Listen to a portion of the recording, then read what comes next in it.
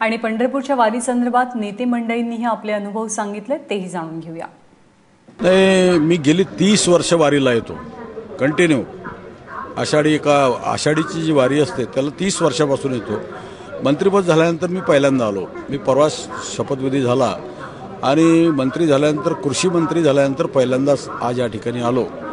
पांडुरंगाला आता माझं एकच मागणं आहे की छत्रपती शिवरायाच्या महाराष्ट्राला आणि या राज्यात असणारा जो अन्नदाता शेतकरी आहे, या अन्नदात्या शेतकऱ्याला सुखी कर आणि या अन्नदात्याच्या शेतकऱ्यावर कधीही नैसर्गिक आपत्ती येऊ न देता आणि त्याला सुगीचे आणि चांगले दिवस मिळू दे, अशा प्रकारची प्रार्थना मी करणार। पंढरीच्या आषाढीच्या वारीला तसा एक 3-4 वेळा मी आलो असेल, पण मी इयत्ता 3री मध्ये असताना मी वडिलांच्या बरोबर माझ्या पंढरीच्या वारीला आलेलो होतो आणि त्यांनी मला खांद्यावरून गर्दीतून असं बाहेर काढलेलं होतं। मला आता ती ठिकाण आठवण, एक असा दगडी मोठा कटडा होता आणि तिथं सगळे लोक आमच्या गावातले बसलेले होते आणि त्या कटड्यावर त्या लोकांनी मला असा गर्दीतून उचलून घेतला आणि वर ठेवला।